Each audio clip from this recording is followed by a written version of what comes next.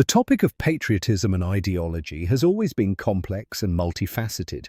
At moments of historical change, such as during World War II, many citizens chose their position regardless of political currents.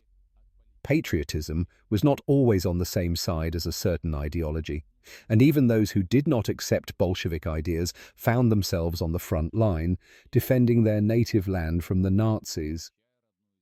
History knows examples when representatives of different currents demonstrated bravery and loyalty to their country, even despite their political beliefs. However, not everything was so unambiguous. Some of the former whites, such as General Andrei Shkuro, followed the path of betrayal. His name became a symbol of the choice in the opposite direction, aiding the enemy. Thus, the choices people made were extremely personal and often motivated by patriotic rather than political considerations. Beginning. Andrei Shkuro grew up in an environment saturated with the culture and traditions of the free Cossack class. Born in the Stanitsa Pashkovskaya, his journey began on January 7, 1887, which was the beginning of a close connection with the historically independent Cossack culture. Growing up in a Cossack family, he bore the surname Shkura, later changing it to Shkuro in 1919, which symbolized the transition to new life stages.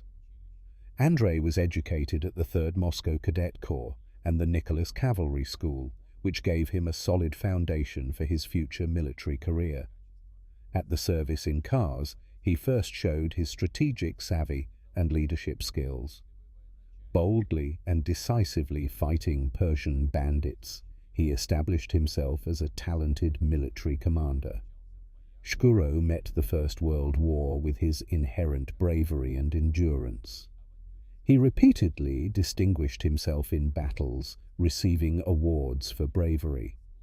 However, his character, filled with adventurism and desire for freedom, often gave rise to the displeasure of his superiors, perceived as a tendency to anarchy and arbitrariness. This contradiction of family and era, of Cossack prowess and military valor, makes Shkuro's personality interesting and ambiguous, which left its mark in history.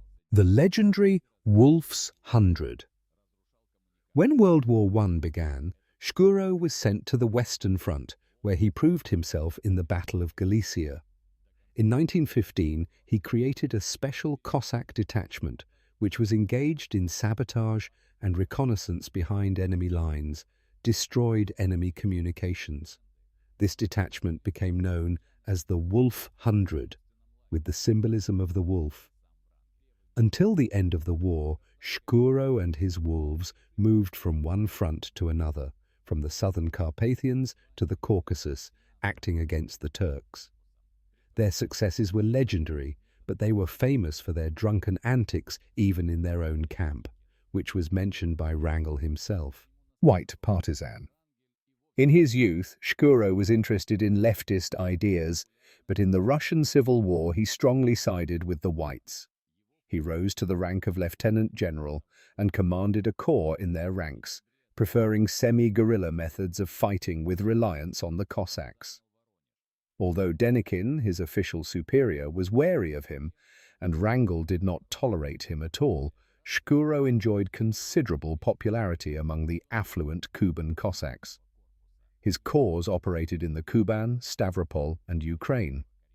In September 1919, he successfully occupied Voronezh, but his luck was short-lived. Already in October-November of the same year, during the Voronezh-Kastanenskaya operation, Shkuro's units were defeated by the Budyonovtsi of the 1st Cavalry Corps and were knocked out of Voronezh. After that, the career of the White Partisan went downhill. The support of the population, including the well-to-do, decreased due to frequent cases of looting. Shkuro was not shy to admit that his soldiers would not fight if they were forbidden to loot. Relations with the White Command also deteriorated, and in early 1920 Wrangel dismissed him from the army. In the spring of that year, Shkuro emigrated to Europe, where he lived in Paris, Berlin, the Kingdom of Serbs, Croats and Slovenes. He earned a living by performing in the circus and starring in movies as a horseman. After June 22, 1941, Andrei Shkuro, like another famous emigrant Krasnov, declared his support for Nazi Germany. For him, it was a choice, as he said, for any cooperation as long as it was against the Bolsheviks. Among the traitors was a group of Cossacks who began to cooperate with the German cavalryman von Panwitz, who dreamed of creating Cossack units for the Wehrmacht. Initially, Nazi circles treated this idea with doubt and wariness. After all, it meant relying on Soviet citizens. But the situation changed in 1942, when the impressive losses of the Wehrmacht from the heroic defense of the Red Army forced to reconsider the approach. In November of that year, von Panwitz got the go-ahead to create a Cossack unit. Shkuro, in turn, actively recruited among Cossack emigrants and even prisoners of war, supporting mobilization and preparing recruits for service in these units. However, he himself did not take part in the battle. In 1944, Heinrich Himmler signed a decree giving Shkuro the official rank of general, allowing him to wear the German general's uniform and head the reserve of Cossack troops. In August of the same year, the Cossack Corps came under the command of the SS, although it retained its Wehrmacht uniform, which formally made Shkuro an SS man. This corps left a bloody mark on history, distinguishing itself by brutality against civilians and partisans in Yugoslavia. They also participated in the Wehrmacht's last offensive operation, Spring Awakening, at Lake Balaton, without the right to rehabilitation. In the spring of 1945, Andrei Shkuro, along with other Cossacks called Krasnovtsi, surrendered to the British while staying in Austria. He hoped that the British would not hand them over to the Soviet Union. However, the British decided that it was more important to honor the decisions of the Yalta Conference, where they agreed on mutual repatriation.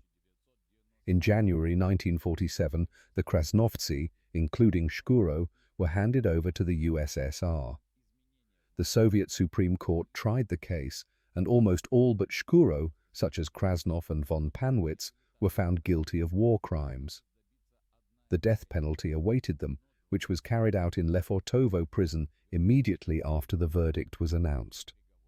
With the collapse of the USSR, voices emerged demanding the rehabilitation and even exaltation of these men. In 1994, a monument was erected in Moscow with their names on it, but over time, changes to the monument left them behind. In 1997, an organization tried to obtain the legal rehabilitation of the Krasnovtsi, but on December 25th of the same year, the Russian Supreme Court upheld the previous verdict. The official decision emphasized that the charges against Shkuro, Krasnov and the others were well-founded and not subject to revision.